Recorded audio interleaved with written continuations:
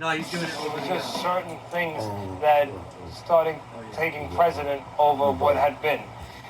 I thought custody then it was a personality conflict there that had something to do with the girl. Mike abused somebody in the community there that was close to me, and I reacted in a way that I thought I had to react at that time, and I confronted Mike with it. Teddy Atlas found out one day that Mike Tyson had lewdly propositioned an underage girl, a very underage girl.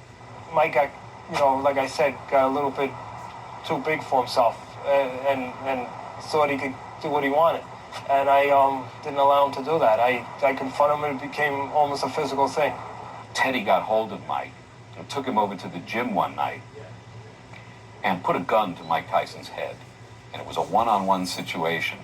And he threatened to blow Mike Tyson's brains out unless Mike Tyson changed his way and his behavior toward people in general and girls specifically. I just felt that was necessary to protect my people and people that were close to me.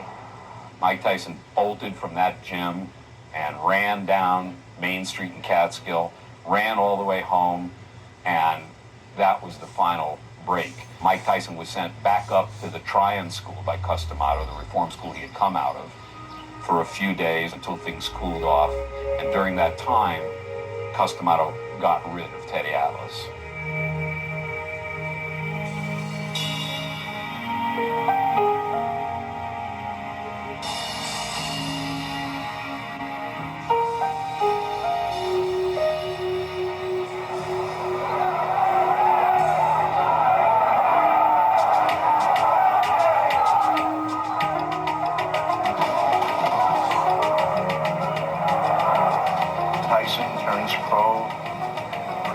In obscurity, upstate New York. However, he is managed by Jim Jacobs and Bill Payton. He was in very good hands. Jim Jacobs and Customato were very, very close friends. They thought the same, they talked the same, they loved to talk about boxing. Bill and I both feel that Mike Tyson is definitely going to be the heavyweight champion of the world. The real question is when. Jimmy was known in one segment of society as the greatest handball player in America. And he was a very competitive, interesting guy. And he did win it.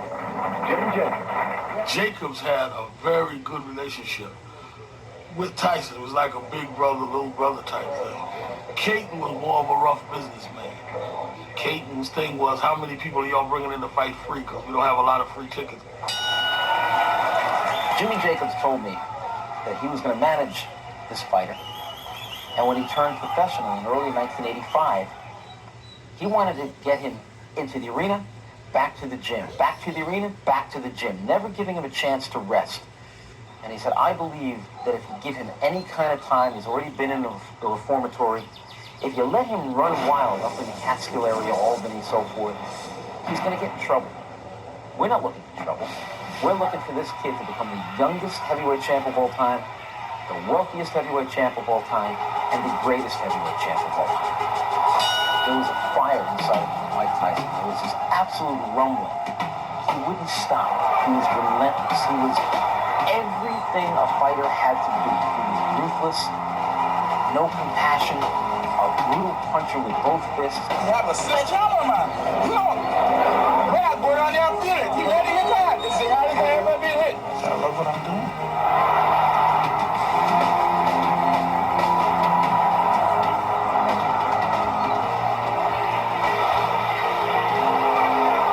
Basic concept of his style is not to have any feeling out time, but he fights everybody like they stole something from him. How you doing? Hey, how you doing, my man? All right. I'll be the next champ, all right. That's why I'm in the business for, of course. Having watched him come from where he was to what he is, I can say honestly I have a very deep affection for him. I do. To me, he's my boy. He's with me. I never look at it as he's my trainer, my manager. He's like my father. I often say to him, you know, I owe you a lot, and he doesn't know what I mean, but I'm going to tell him now what I mean. If he weren't here, I probably wouldn't be alive today. I will stay alive, and I will watch you become a success. That's the motivation I have to keep me alive and keep me going.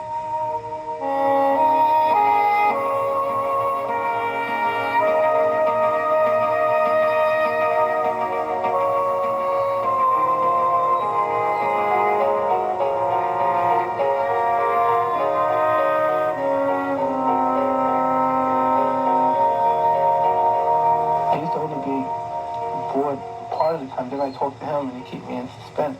Now I'm bored all the time. I have nothing to do. The Tyson story is more, more to, in my opinion anyway, the custom model story. I mean, and Cus had a philosophy about boxing and life and how they intertwine. And I mean, Tyson, was pretty close to. He was close. He was on the road to going down probably as the greatest heavyweight ever.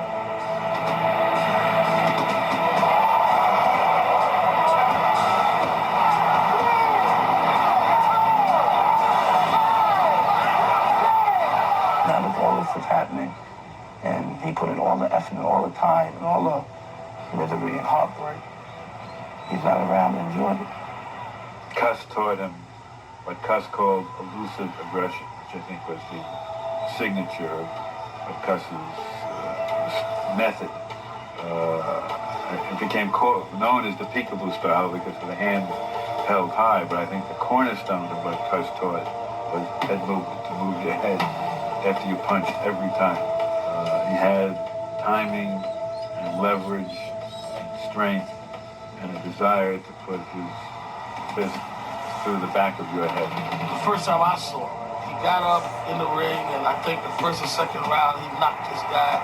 I thought he'd knocked his head off because I'd never seen anybody hit somebody like that. And the amazing thing I remember was like he wasn't satisfied. You almost feel like he wanted the guy to get up so he could knock him out again.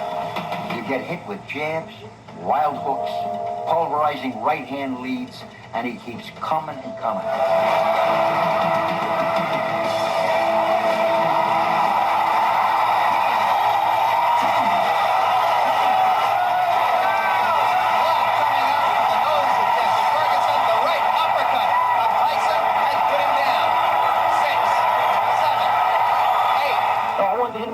Time for that phone could have went up in his brain. I wanted to go up in his brain.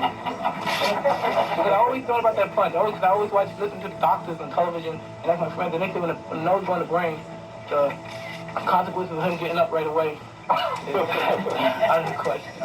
It was reported in the newspapers that Mike had said something about wanting to jam the nose up into the brain, I think. And I was very angry reading that. And I wrote Mike a letter, and I asked him to be a man, not an animal.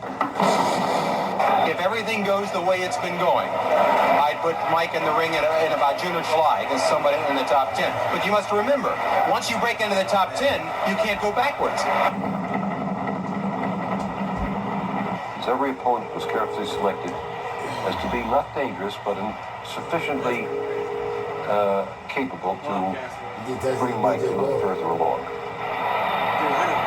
Picking was very, very well done. Some people felt that we were bringing Mike along too quickly. Other people felt that we were bringing Mike along too slowly. But Mike was brought along exactly right. That's it. Very good, very good. Jimmy and Bill Caton knew what they were doing with Mike Tyson.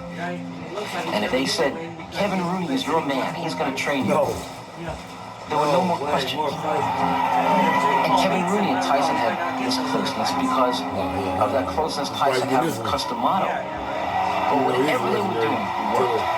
And Kevin Rooney was all of a sudden looking like the greatest trainer who has ever come into the sport of boxing.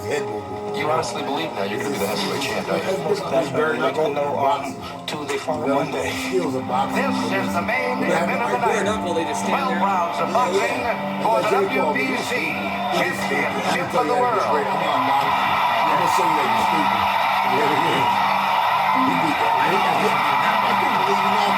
Perfect just trying to get through the round. electrifying experience because one felt that here was some sort of primeval force coming in his black trunks and no socks.